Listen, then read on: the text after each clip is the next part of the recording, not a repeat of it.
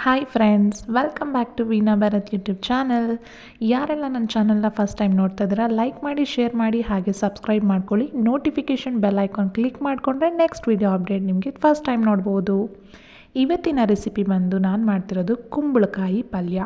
ಇದು ಚಪಾತಿ ಜೊತೆಗೆ, ದೋಸೆ ಜೊತೆಗೆ, ಪರೋಟ ಜೊತೆಗೆ ತುಂಬಾ ಸೂಪರಾಗಿರುತ್ತೆ. ರೊಟ್ಟಿಗಳಿಗೆಲ್ಲ ತುಂಬ ಈಸಿಯಾಗಿ ಹೇಗೆ ಮಾಡ್ಕೋಬೋದು ಅಂತ ಹೇಳ್ಕೊಡ್ತೀನಿ ಬನ್ನಿ.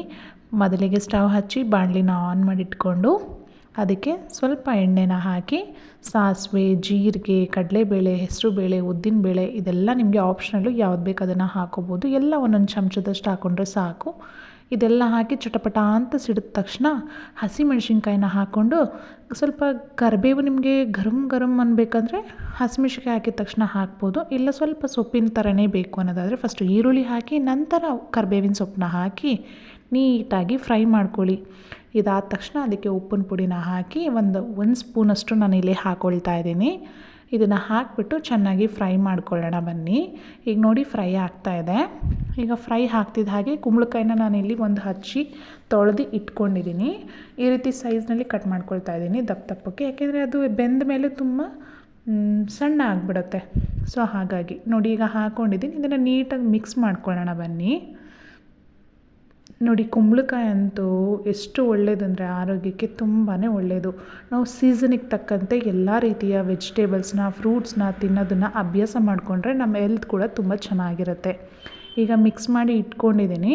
ಈಗ ಮತ್ತೆ ಕುಂಬಳಕಾಯಿಗೆ ಸೇರಿಸಿ ನಾನು ಉಪ್ಪಿನ ಪುಡಿನ ಮತ್ತೆ ಹಾಕ್ಕೊಳ್ತಾ ಇದ್ದೀನಿ, ಒಂದು 1/2 ಸ್ಪೂನಷ್ಟು.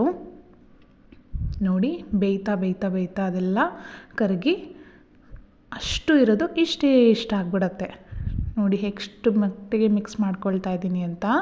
ಇದೇ ರೀತಿ ಕೂಡ ನೀವು ಮಿಕ್ಸ್ ಮಾಡ್ಕೊಳ್ಳಿ. ನಂತರ ಕೊತ್ತಂಬರಿ ಸೊಪ್ಪು ಇನ್ನೇನು ಸ್ವಲ್ಪ ಆಲ್ಮೋಸ್ಟ್ ಬೆಂದಿದೆ ಅನ್ನುವಾಗ ಕೊತ್ತಂಬರಿ ಸೊಪ್ಪು ಮತ್ತು ತುರಿದಿಟ್ಕೊಂಡಿರುವಂಥ ಕಾಯಿ ತುರಿನ ಹಾಕಿ ಮಿಕ್ಸ್ ಮಾಡ್ಕೊತಾ ಇದ್ದೀನಿ. ಕಾಯಿ ತುರಿನ ಬೇಕಾದ್ರೆ ನೀವು ಫ್ರೈ ಮಾಡುವಾಗಲೇ ಈರುಳ್ಳಿ ಹಾಕ್ತಿರಲ್ಲ, ಆಗಲೇ ಬೇಕಾದ್ರೆ ಹಾಕಿ ಫ್ರೈ ಮಾಡ್ಕೋಬೋದು.